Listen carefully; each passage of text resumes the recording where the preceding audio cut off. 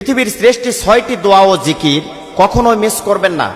অনেকে ফোন করে বলেন যে হুজুর জিকির তো অনেক করি, কিন্তু এমন জিকিরের কথা বলেন সবচাইতে গুরুত্বপূর্ণ কোন জিকির, যে জিকিরগুলো করলে আমাদের লাইফ চেঞ্জ হবে, আমাদের জীবনটা চেঞ্জ হবে, পরিবর্তন হবে, যেই জিকিরের মাধ্যমে আল্লাহকে পাবো, যেই জিকিরের মাধ্যমে রাসূলকে পাবো, যেই জিকিরের মাধ্যমে কবর থেকে মুক্তি পাবো, যেই জিকিরের জন্য ফুলচিরাত চোখের পলকে পার হতে পারবো, যেই জিকির করার জন্য আমরা কিয়ামতের কঠিন মুসিবতের দিনে সূর্য মাথার উপরে যখন আসবে সেই সময়টা আরশের ছায়ার তলে জায়গা পাবো, এমন কিছু আমলের কথা বলেন বিজলির গতিতে ফুলচিরাত পার হয়ে জান্নাতে যেতে পারবো। এই ধরনের কিছু জিকিরের কথা আজকে আপনাদেরকে মেসেজ দিব, খুবই গুরুত্ব দিয়ে শোনার চেষ্টা করুন। সবচাইতে দামি জিকির, যেই জিকিরের উপরে আর কোনো জিকির হতে পারে না, কোরআন আর সহিহ হাদিস থেকে আমি আপনাদেরকে এটা মেসেজটি দিব, খুব গুরুত্ব দিয়ে শোনার চেষ্টা করুন এবং আমল করার চেষ্টা করবেন ইনশাআল্লাহ। সবসময় দরুদের আমল করবেন। এক নম্বরে, যে ব্যক্তি বেশি বেশি দরুদ শরীফ পড়বে, কমপক্ষে 50 বার যদি ধৈর্য থাকে আপনার, 5 ওয়াক্ত নামাজের পরে 10 বার করে দরুদ শরীফ পড়বেন, জীবনে যা চাবেন তাই পাবেন। চাকরি হচ্ছে না, পাবেন। ব্যবসায় আপনার বিভিন্ন লস হচ্ছে, আপনি পাবেন। আপনার ছেলে মেয়ে কথা শুনছে না, পাবেন। আপনি জিন ভূতের আসর আপনার বাড়িতে, আপনি হেফাজতে থাকতে পারবেন। ঋণের বোঝা নিয়ে আছেন, আপনার আল্লাহ পাক আপনাকে হেফাজত করবে। আপনি ডিপ্রেশনে থাকেন, শারীরিকভাবে অসুস্থতা নিয়ে থাকেন, কষ্টের মধ্যে আছেন, বিপদের মধ্যে আছেন, যে কোনো জায়গায় আছেন, আপনি সফল হতেই পারছেন না কোনোভাবেই, আপনার জীবনে সাকসেস হতেই পারছেন না কোনোভাবে, আপনি লাভ করতে পারছেন না কোনোভাবেই, আপনি দরুদের আমলটা করেন, আপনার মুখে সবসময় 24 ঘন্টা দরুদ রাখেন, এক সপ্তাহের ভেতরে আপনি একটা যথাযথ ফল ইনশাল্লাহ আপনি পাবেন। বিশ্বাসের সাথে করেন।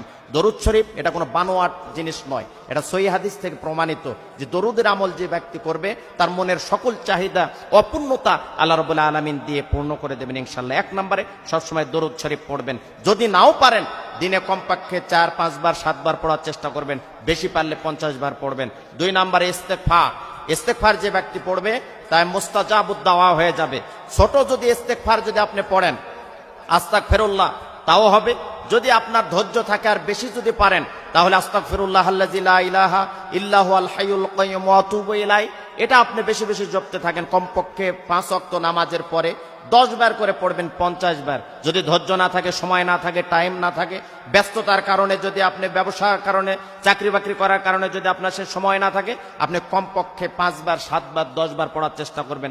মুস্তাজাবুদ দাওয়া থাকবে আপনার মুখটা, আপনার মুখ দিয়ে যা বের হবে, যা সাপ্লাই হবে, সবটা আরশে আযমে নক করবে এবং কবুল হয়ে যাবে ইনশাআল্লাহ। 3 নম্বরে বলবো ইয়াজাল জালালি ওয়াল ইকরাম, এত গুরুত্বপূর্ণ একটা জিকির, যে জিকির করে বহু মানুষ বলেছে হুজুর আমার জীবন চেঞ্জ হয়ে গেছে, এই জিকিরের কথা শোনার পর আমার ব্যবসা বাণিজ্য ভালো হচ্ছে, এই জিকির করার পর আমার চাকরি ছিল না, আমার চাকরি হয়েছে হুজুর, আমার এই জিকির করার পর থেকে আমার ছেলে মেয়ে কথা শুনতেছিল না, আমার ছেলে মেয়ে কথা শোনে, এই জিকির করার পর থেকে আমার পরিবারে অভাব অনটনের ছাপ আর নাই।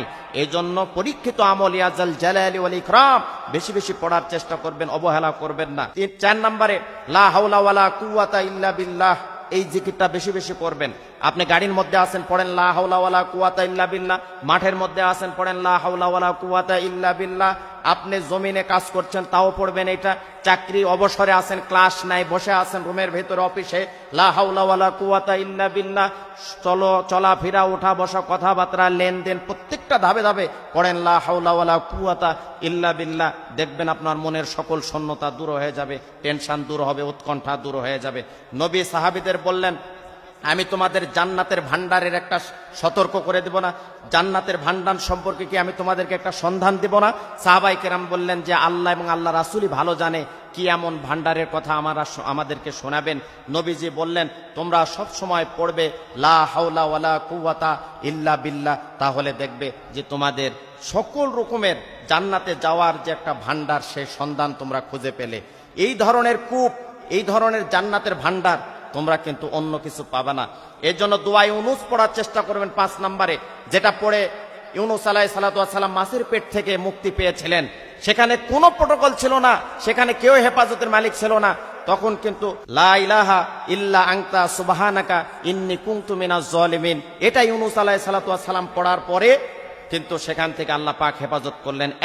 এখনো যদি কোনো মানুষ এই দোয়া বেশি বেশি জিকির করে, বিপদ আপদ বালা মুসিবত থেকে কিন্তু আল্লাহ রাব্বুল আলামিন আমাদেরকে হেফাজত করবেন।